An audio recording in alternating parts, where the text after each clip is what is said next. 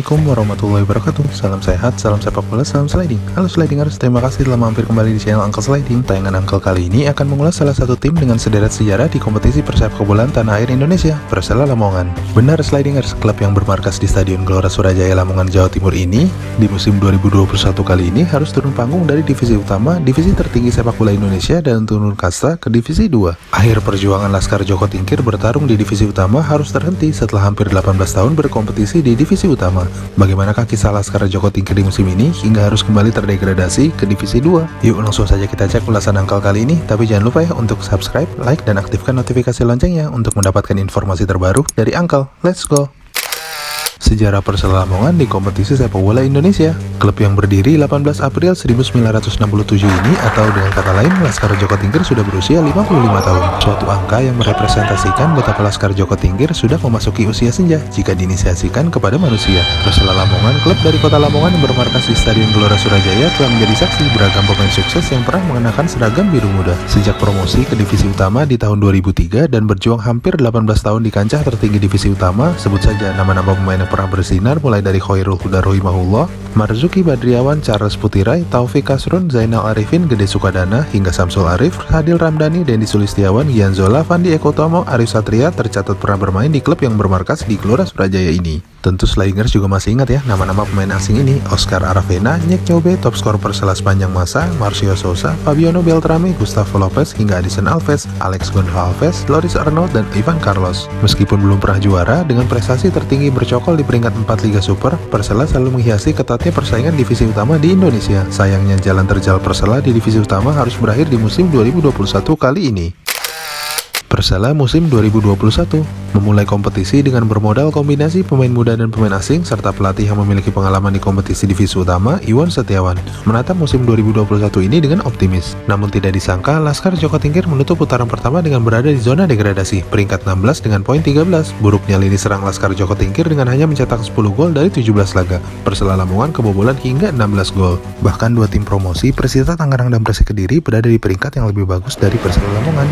Jeda putaran kedua dimanfaatkan manajemen Laskar Joko Tingkir yang merombak total tim Persela Lamongan, mulai dari mengganti nahkoda tim dengan Jafri Sasra, pelatih yang memiliki pengalaman berprestasi di Semen Padang. Selain itu, manajemen Persela Lamongan merombak skuad Laskar Joko Tingkir tidak tanggung-tanggung hingga mengganti 7 pemain Persela Lamongan. Namun Uncle melihat titik lemah Laskar Joko Tingkir di lini pertahanan malah tidak mengalami perombakan, suatu kondisi yang disayangkan, dan inilah yang menjadi titik awal gagalnya Persela memperbaiki performa tim di putaran kedua. Memulai putaran kedua, Laskar Joko Tingkir mengubah misi menjadi bertahan di Liga Super dan menjauhi dari zona degradasi. Memulai laga di putaran kedua melawan Persipura, harapan mencetak kemenangan perdana di putaran kedua lewat gol Jose Wilson di menit ke-61 harus pupus oleh gol balasan Ricky Cawor di injury time ketika lengahnya barisan pertahanan Persela menghalau corner kick. Tendangan Ricky Cawor menembus gawang Dwi Kuswanto. Di laga kedua, performa Persela belum membaik, bahkan Pendekar Cisadane meluluh lantakan Persela 3-0.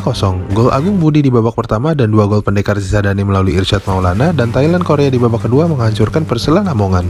Di laga berikutnya, kembali determinasi dan mental Persela Lamongan kembali harus merasakan kegagalan meraih kemenangan.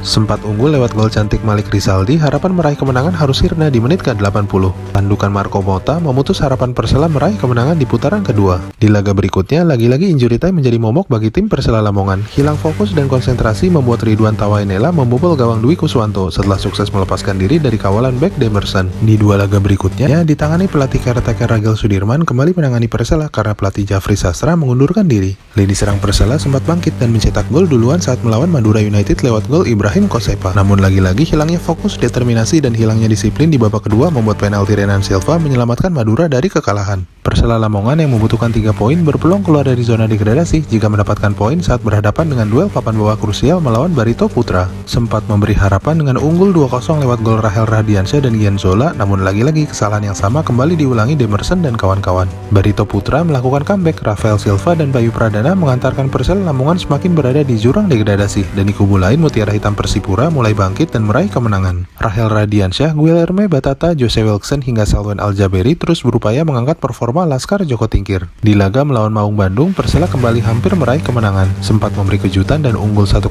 terlebih dahulu di menit ke-55 melalui Rahel Rahadian dan hampir menambah gol melalui Selwan Al-Jaberi. Namun apa daya, malah Maung Bandung melalui DDS yang berhasil mencetak gol balasan di menit ke-66 memanfaatkan corner kick dan sundulan.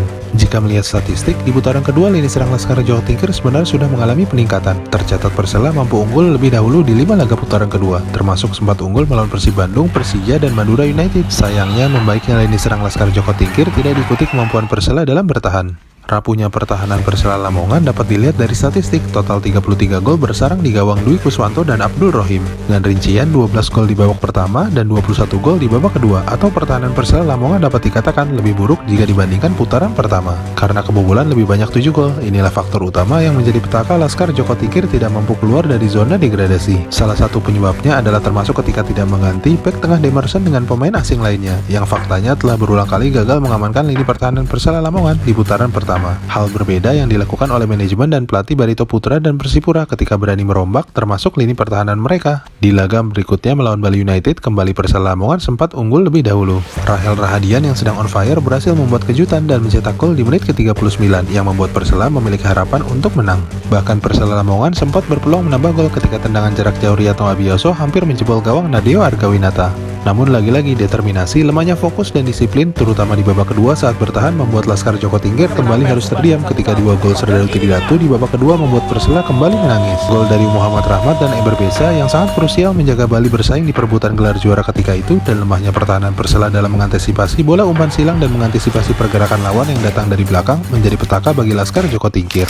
Di laga berikutnya melawan Juku Eja PSM Makassar, Persela Lamongan pun gagal mendapatkan poin penuh setelah bermain imbang 2-2. Seperti mengalami deja vu, Persela yang sempat unggul cepat lewat gol Jose Wilson di menit ke-9 harus mengelus dada ketika gol Juku Eja via free kick Wiljan Pule menyamakan kedudukan. Lalu 2 menit babak kedua baru berjalan, Yakob Sayuri berhasil membuat Juku Eja unggul. Beruntung gol Muhammad Zainuri di menit ke-69 menyamakan kedudukan ketika berhasil menyambut scrimmage di depan gawang Hilmansyah. Demikian sliding sedikit review dari Angkol mengenai tim hebat asal kota Lamongan Persela yang harus turun kembali ke divisi 2 yang sebenarnya memiliki peluang untuk bangkit namun menemui kegagalan. Semoga di musim depan Laskar Joko Tingkir kembali dapat melakukan comeback cepat dan tidak menunggu waktu lama untuk menembus kembali divisi utama Liga Super. Adios au revoir Persela Lamongan. C'est la vie. Terima kasih telah menyaksikan tayangan Angkol kali ini. Jangan lupa ya untuk subscribe, like, dan aktifkan notifikasi loncengnya untuk mendapatkan informasi terbaru dari Angkol. Assalamualaikum warahmatullahi wabarakatuh.